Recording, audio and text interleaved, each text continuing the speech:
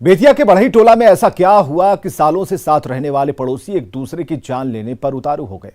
तंग गलियां जंग के मैदान में तब्दील हो गईं। देखिए रिपोर्ट। 4 धूर जमीन के लिए 2 पक्षों में जंग। पत्थरों की बौछार से दहशत में परिवार।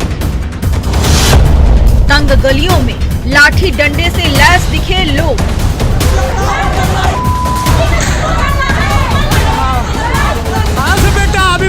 अभी ना बुझाइला।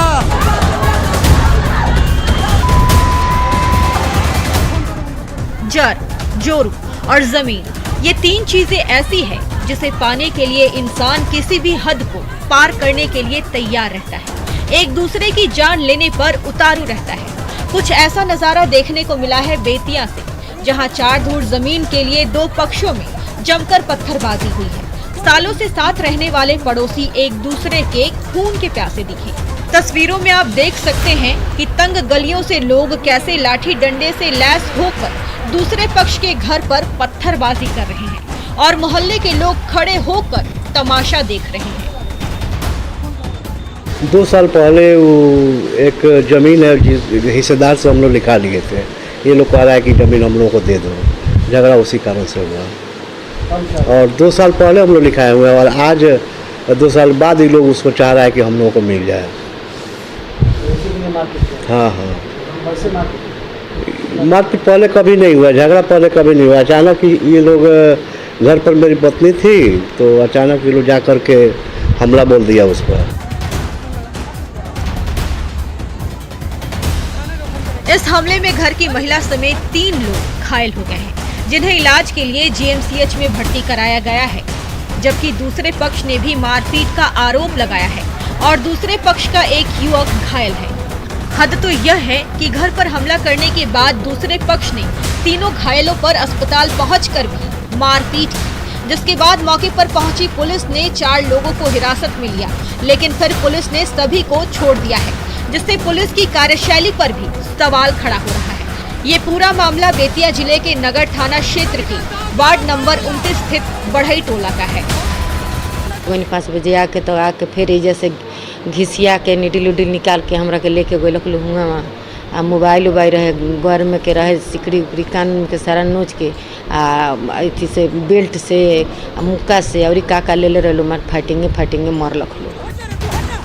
इधर दूसरे पक्ष के मिथिलेश कुमार का कहना है कि हमला अमलेश के परिजनों ने किया और वो बार बार धौंस दिखाते हैं क्योंकि अमलेश का बेटा एसएसबी में है। 8 आदमी मारा सब जी।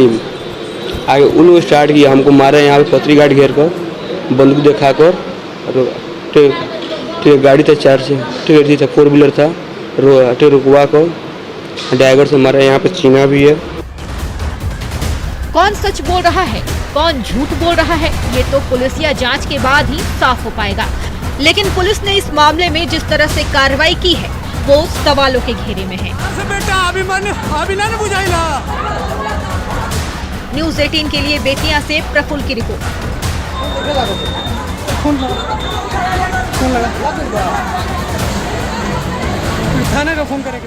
मुजफ्फरपुर में एक ऑटो चालक की बेरहमी से हत्या करके हत्यारों ने उसकी लाश को एक सुनसान जगह पर फेंक दिया।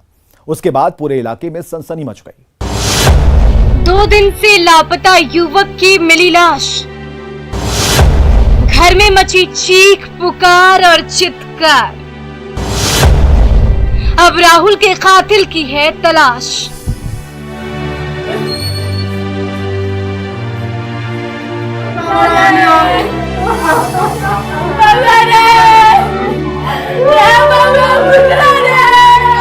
बजरी मार के कोई फेंक दिया पिया किया के सर, उसका दुश्मनी किसी से नहीं था सर। इस बेबस लाचार पिता की आंखों में कुछ सपने थे, कुछ ख्वाब संजोए थे, लेकिन आज वो सारे सपने, उम्मीदें, हर ख्वाब इस पिता के जिगर के टुकड़े की लाश के साथ ही दफन हो गए। आज इस हंसते खेलते परिवार में हर तरफ मातम, पूरे परिवार की आंखों में आंसू, सभी के दिलों में अपार दुख है। पिता की आंखों में रह रहकर आंसू छलक रहे। घर के बड़े बुजुर्ग से लेकर बच्चों तक का रो रो कर बुरा हाल हो गया है। आस पड़ोस के लोग पूरे परिवार को समझा रहे हैं, सांत्वना दे रहे हैं कि धीरज धरो, लेकिन इस परिवार पर जो दुखों का पहाड़ टूट पड़ा है वो इतनी आसानी से नहीं भुलाया जा सकता।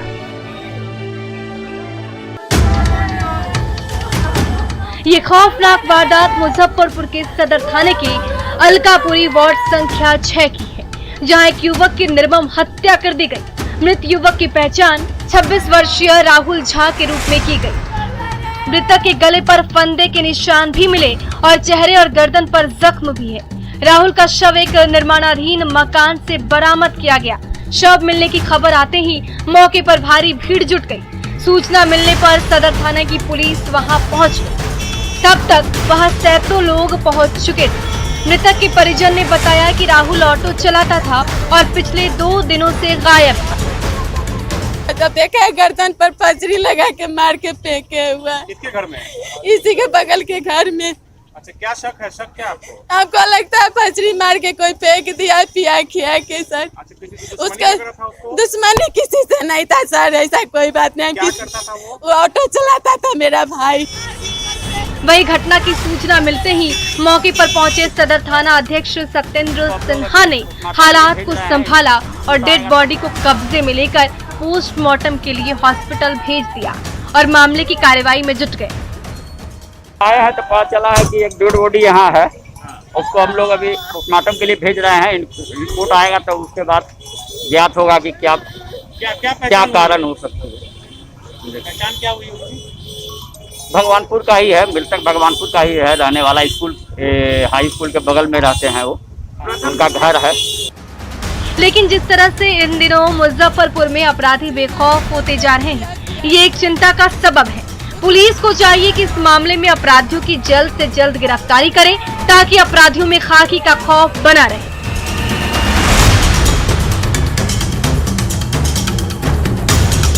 न्यूज़ 18 के लिए मुजफ्फरपुर से सुधीर की रिपोर्ट। गोपालगंज में अपराधी किस कदर बेखौफ है, इसका जीता जागता उदाहरण एक बार फिर से देखने को मिला है, जहां अपराधियों ने एक युवक की सरेआम गोली मारकर हत्या कर दी। पूरा मामला इस रिपोर्ट में देखिए। बेखौफ अपराधियों का तांडव, गोपालगंज में अपराधियों का कहर, सरेआम गोली मारकर हत्या।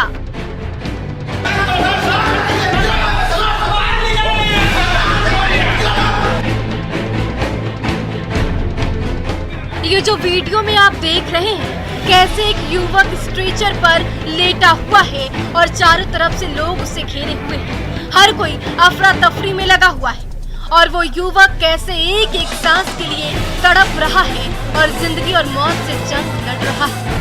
ये देखकर किसी का भी दिल दहल उठेगा, हर किसी के जहन में खौफ पैदा हो जाएगा। हत्या की इस खौफनाक वारदात के बाद पूरा इलाका वहां उमड़ पड़ा, जहां अपराधियों ने खून की होली खेली। अपराधियों के आतंक से पूरा इलाका थर्रा उठा। कत्ल की इस वारदात ने सभी को हैरत में डाल दिया। ये खौफनाक वारदात गोपालगंज के उचकागांव थाना के पखोपाली और इंदरवा गांव के समीप संत मोड़ के पास हुई, जहां बेखौफ बदमाशों ने सरेआम एक युवक की गोली मारकर हत्या कर दी। संध्या के समय संत चौक पर परवेज नामक व्यक्ति जो जंगलिया मोड़ कर रखने वाले, उसका अज्ञात के द्वारा गोली मार करके हत्या की गई है। वही घटना के बारे में बताया जाता है कि मृतक परवेज गुज्जर अपने 4 दोस्तों के साथ संत मोड़ पर नाश्ता के बाद अपनी गाड़ी में बैठने वाला था। तभी अज्ञात अपराधियों ने ताबड़तोड़ फायरिंग शुरू कर दी, जिसमें एक गोली परवेज के पीठ में लग गई। आनन फानन में स्थानीय लोगों की मदद से परवेज गुज्जर को सदर अस्पताल के इमरजेंसी वार्ड में भर्ती कराया गया, जहां उसे पटना के लिए रेफर कर दिया गया। लेकिन पटना जाने के लिए गाड़ी में रखने के दौरान ही युवक की मौत हो गई। मौत के बाद लोग आक्रोशित हो गए और हंगामा खड़ा करने लगे। अभी हत्या के कारणों का पता नहीं चल सका है। पुलिस मामले की छानबीन में जुटी है। उसको पोस्टमार्टम वगैरह करवाया जा रहा है, आगे कार्रवाई की जाएगी अनुसंधान। प्रथम दृष्टया क्या लग रहा है सर, किस तरह की हत्या की गई? दृष्टिया तो हत्या है, गोली मारकर हत्या की गई है। किसी से विवाद या कुछ? सारे दृष्टिकोण पर हम लोग अनुसंधान करेंगे। बहरहाल पुलिस परिजनों का बयान दर्ज कर मामले की कार्रवाई में जुट गई। पुलिस ने लोगों को भरोसा दिलाया है कि जल्द ही अपराधियों की पहचान कर उनके खिलाफ कार्रवाई की जाएगी। अब देखना होगा कि अपराधी कितनी जल्दी पुलिस के हत्थे चढ़ते हैं।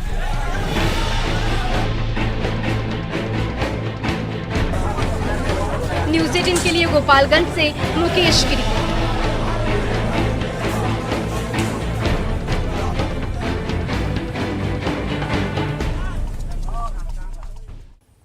जुर्म करने वाला कितना भी शातिर हो, लेकिन मौका वारदात पर कोई ना कोई सुराग जरूर छोड़ जाता है। और ऐसा ही एक वाकया बिहार के छपरा इलाके में हुआ, जहां पुलिस को 25 जून को हुए ईंट भट्टा संचालक की हत्या की गुत्थी सुलझा ली है। आखिर कौन है इस सनसनीखेज वारदात के पीछे, रिपोर्ट में देखिए। खूनी खेल की साजिश का पर्दाफाश, शातिर दिमाग ने चली शातिर चाल, लेवी के चक्कर में हुई थी हत्या, पुलिस के शिकंजे में आरोपी।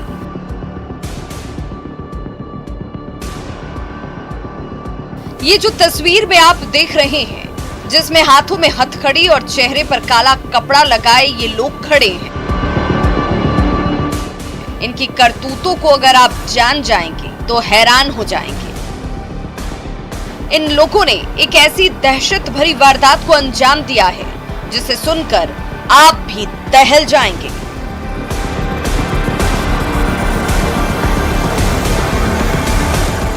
दरअसल 25 जून को छपरा में ईंट भट्टा संचालक की सरेआम गोली मारकर हत्या कर दी गई थी। उस मामले में छपरा पुलिस ने खुलासा कर दिया है। ईंट भट्टा पर आकर के गोली चलाया और उसकी उस पर मौत हो गई। इसमें ये भी बात सामने आई कि पूर्व में इसके द्वारा रंगदारी मांगने की बात आई थी और उसके लिए एक पर्चा भी जो है उस दिन भी फेंका गया और शायद पहले भी दिया गया था। तो इसमें इस कांड का पूर्णतः उद्भेदन कर लिया गया है। दरअसल पुलिस इस मामले में नक्सली एंगल से जांच कर रही थी और इसी मामले में पुलिस ने पूर्व नक्सली चंद्रेश्वर साहनी और फुलेना देवी को मकेर से गिरफ्तार किया है। हालांकि इस कांड को अंजाम देने वाला मुख्य अपराधी अभी भी पुलिस की गिरफ्त से बाहर है, जिसकी तलाश जारी है। चंदेश्वर सहनी और फुलेना देवी को भेजा जा रहा है, जो कि संरक्षण देने में चंदेश्वर सहनी पूर्व का नक्सली इतिहास है इसका, और इसका लंबा चौड़ा आपराधिक इतिहास है जो कि इसमें दिया हुआ है। और इनके द्वारा इस तरह के घटनाओं में पूर्व में भी संरक्षण दिया गया है, प्लानिंग की गई है और मुखबिरी की गई है, जो इसमें भी ये शामिल थे। बहरहाल छपरा पुलिस की टीम की सूझबूझ और गंभीरता से पड़ताल के कारण एक के बाद एक कड़ी जुड़ती चली गई और इस हत्याकांड को सुलझा लिया गया। अब पुलिस को चाहिए कि गिरफ्तार आरोपियों को सख्त से सख्त सजा दिलाएं, ताकि इस तरह के जघन्य अपराध समाज में न हो पाए। न्यूज़ 18 के लिए छपरा से संतोष गुप्ता की रिपोर्ट। आप देख रहे हैं तफ्तीश।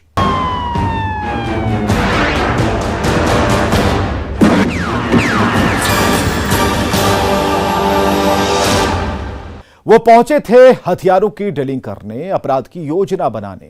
ऐन वक्त पर पुलिस ने दस्तक दी और उनके नापाक मंसूबों पर पानी फेर दिया और सभी को पहुंचा दिया सलाखों के पीछे। हथियार तस्करी के धंधे का पर्दाफाश, पुलिस ने 3 तस्करों को किया गिरफ्तार।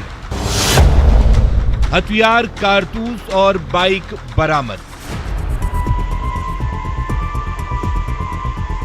हाथों में हथकड़ी और चेहरे पर नकाब लिए पुलिस कस्टडी में खड़े ये वही 3 अपराधी हैं जिसे बेतिया पुलिस ने गिरफ्तार किया है।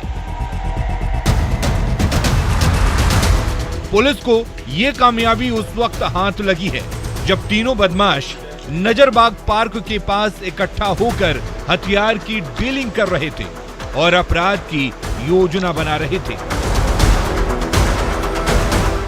पुलिस को सूचना मिली थी कि नजरबाग पार्क के पास कुछ अपराधी हथियार की तस्करी और अपराध की योजना बना रहे।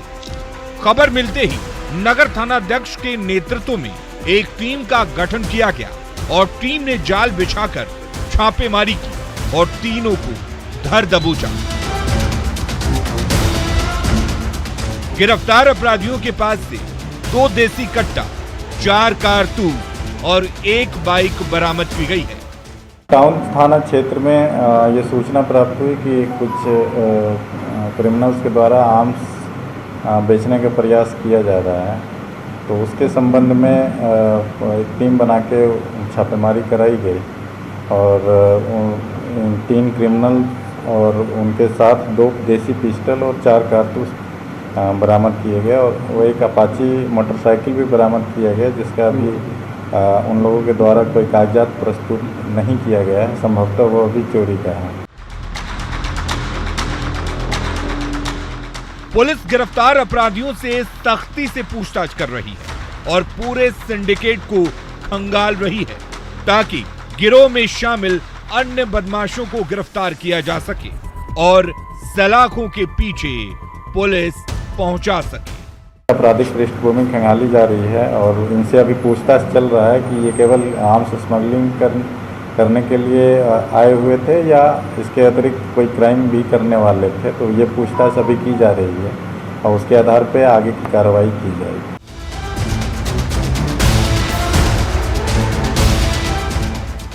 पुलिस गिरफ्तार बदमाशों का आपराधिक इतिहास भी खंगाल रही है, साथ ही ये भी पता कर रही है कि ये अपराधी सिर्फ हथियार की ही तस्करी करते हैं या आपराधिक वारदात को भी अंजाम देते हैं।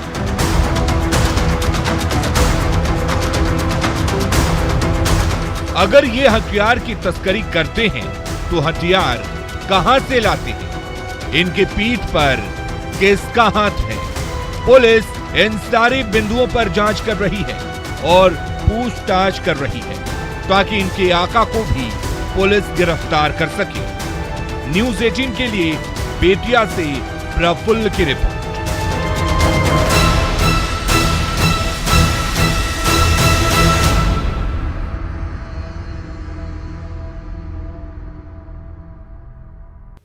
मुंगेर में अवैध रूप से हथियार बनाने का धंधा थमने का नाम नहीं ले रहा। पुलिस इसके खिलाफ लगातार कार्रवाई कर रही है। उसके बाद भी हथियार के धंधेबाज अपनी हरकतों से बाज नहीं आ रहे। पुलिस ने फिर मिनी गन फैक्ट्री का खुलासा किया जिसे बाप बेटा मिलकर चलाते थे। मुंगेर में नहीं थम रहा धौंस का धंधा, फिर हुआ मिनी गन फैक्ट्री का पर्दाफाश। पुलिस ने 4 तस्करों को किया गिरफ्तार।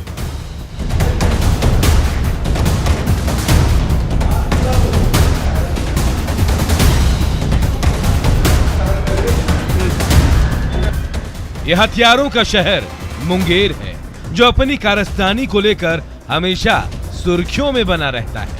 कभी हत्या तो कभी लूट तो कभी मुंगेर मेड हथियारों को लेकर। यहाँ गांव से लेकर शहर तक हथियारों का धंधा होता है। यहाँ के कारीगर अपने हाथों की कारीगरी को लेकर पूरी दुनिया में बदनाम है। यहाँ देसी कट्टे से लेकर कार्बाइन तक बनता है। दिन दहाड़े तबाही और मौत के सामान का सौदा होता है। हर वो अपराधी इसका खरीदार होता है जो जुर्म की दुनिया से ताल्लुक रखता है। पुलिस की लाख सख्ती के बाद भी ये धंधा थमने का नाम नहीं ले रहा। आए दिन हथियारों का जखीरा बरामद हो रहा है। इस बार मुफस्सिल थाने की पुलिस ने गंगा पार तौफीर दियारा में छापेमारी कर 1-2 नहीं कुल 7 मिनी गन फैक्ट्री का खुलासा किया है। थाना अंतर्गत एक दियारा इलाका में हमारा मुफस्सिल थाना अध्यक्ष और उनका टीम जाके मिनी गन फैक्ट्री को पकड़ा गया है। कुछ उसमें हथियार भी मिला है। लोग भी 4 लोगों का अरेस्टिंग भी हुआ है। कितने लोगों की गिरफ्तारी हुई है? 4 लोग। पुलिस ने गंगा पार तौफीर दियारा से मिनी गन फैक्ट्री को चलाने वाले मुख्य सरगना समेत 4 धंधेबाजों को गिरफ्तार किया है, जिसमें भूमि यादव, रोहित यादव, नीरू यादव, केवल यादव को गिरफ्तार किया गया है, जो मुफस्सिल थाना इलाके के मैं दरियापुर के रहने वाले हैं। पुलिस ने इनके पास से 2 तैयार बंदूक, 1 कट्टा, अर्धनिर्मित बंदूक और हथियार बनाने का सामान बरामद किया है। टीम अच्छा काम कर रहा है कि अवैध हथियार जो बनाना, मिनी गन फैक्ट्री जो होता है उनको पकड़ना। हमारा टीम को हमने निर्देश दिया है कि इस पर एक स्पेशल टीम भी बनाया गया है, वो भी काम कर रहा है कि बहुत सारे हथियार हमारे पकड़ा गया कि भी हम जब से 2 महीने से अभी काम कर रहे हैं, इसमें बहुत सारे पकड़ाए भी गए और एक हफ्ते में तो और ज़्यादा पकड़ाए गए। पुलिस की स्पेशल टीम लगातार हथियार तस्करों के खिलाफ कार्रवाई कर रही है और गिरफ्तार कर इन्हें जेल भी भेज रही है। उसके बाद भी ये हथियार तस्कर अपनी हरकतों से बाज नहीं आ रहे हैं। इसकी बड़ी वजह यह है कि ये तस्कर उफनती गंगा को अपना ढाल बनाकर धौंस के सामान के धंधे को धड़ल्ले से चला रहे हैं और पुलिस को चकमा दे रहे हैं। लेकिन पुलिस ने इस बार हथियारों के सौदागरों के नापाक मंसूबों पर पानी फेरते हुए सभी को बेनकाब कर दिया। जरा सोचिए, अगर यह हथियार तैयार होकर अपराधियों तक पहुंच जाता तो क्या होता।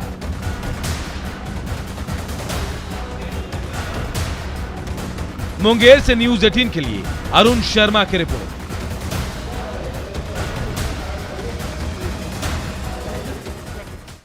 तो अपराधी चाहे लाख शातिर हो, तफ्तीश की दिशा अगर सही है तो बच नहीं सकता कोई गुनहगार सलाखों के पीछे जाने से।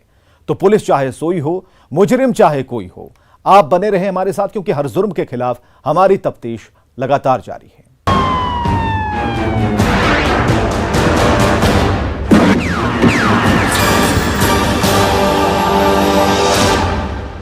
इंडियाज